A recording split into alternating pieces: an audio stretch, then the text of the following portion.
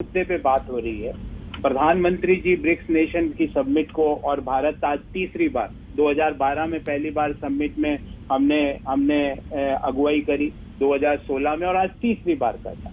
एक चीज पूरे दुनिया को और हिंदुस्तान के हर व्यक्ति को समझ में आ गई कि जो अफगानिस्तान में तालिबान की जो सरकार बनी है वो एक आईएसआई स्पॉन्सर्ड प्रॉक्सी सरकार, उसकी चाबी आईएसआई और पाकिस्तान के पास है। जब वहां पे एक आतंकवादी होम मिनिस्टर बन जाता है अफगानिस्तान का, तो वो आतंकवादी जिसको हम कहते हैं ग्लोबली डेजिग्नेटेड टेररिस्ट, अगर अफगानिस्तान का गृह मंत्री बन जाता है तो ये टेररिस्ट सरकार है, ये तालिबान की सरकार नहीं, ये पाक के पास इसकी चाबी। अब रही बात, आज आ जाते हैं ब्रिक्स से।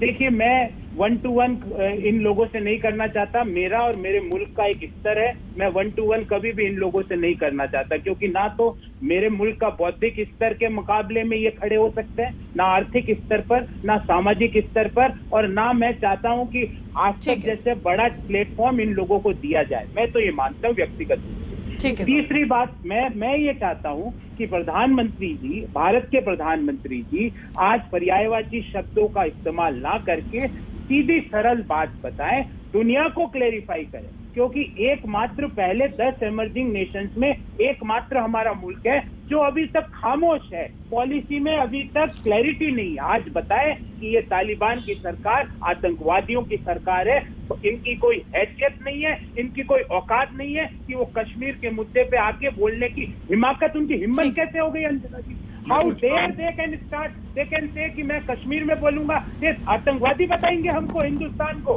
कि कश्मीर में हम मध्यस्थता करेंगे।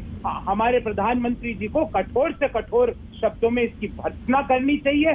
जो चीन, जो कोई दूसरा मुल्क उनके साथ खड़ा है वो उनकी प्रॉब्लम है, पर आपको आज diplomacy is not no policy. अनिर्णय की स्थिति को डिप्लोमेसी नहीं कहते। आज प्रधानमंत्री जी को इन सब लोगों को इस प्लेटफॉर्म पे ऐसा करारा जवाब देना चाहिए कि ये जो 2-3 कार्टून रोज आपके टीवी पे आते हैं, ये कार्टून कभी ना दिखे। ठीक है, जी बख्शी, टेररिज्म का डेफिनेशन जरा इनको बता दीजिए।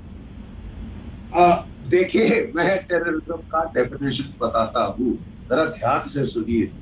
जो काबुल में आज के दिन सरकार, सो कॉल्ड सरकार बनी है, वो एक टेररिस्ट, क्रिमिनल, ड्रग सिंडिकेट है। ठीक है साहब, इससे बढ़िया टेररिज्म की डेफिनेशन नहीं दूसरी हो सकती कि जो काबुल में है वो टेररिज्म है। Got that clear? बिल्कुल इसमें डाउट नहीं। This is a government of terrorist by the terrorist. ठीक है साहब, अब मैं जरा बात करूं। देखिए, परिप्रेक्ष्य है आज ब्रिक्स का, भारत की चेयरमैनशिप है। क्वाइट ऑब्वियसली जो चेयरमैन होता है उसको अपने मुद्दे इतने नहीं बात करता, वो सबको कैरी टुगेदर करना चाहता है।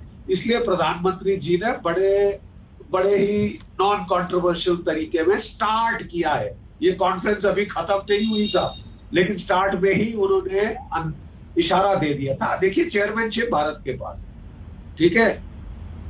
जो राष्ट्रपति पुतिन है वो खुलकर ओपनिंग स्टेटमेंट में डायरेक्ट आ गए अफगानिस्तान के मुद्दे पर, और उन्होंने जो शब्दावली का इस्तेमाल किया है, मैं आपको भी जरा दोहरा दूं।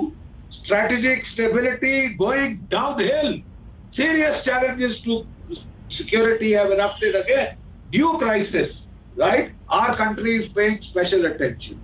We have the benefit, हमको बेनिफिट ये है कि जो नेशनल सिक्योरिटी एडवाइजर रूस के हैं और हमारे राष्ट्रीय सुरक्षा सलाहकार डोवल साहब की गुफ्तगू हो चुकी है। रूस के 2 बड़े मुद्दे हैं, टेररिज्म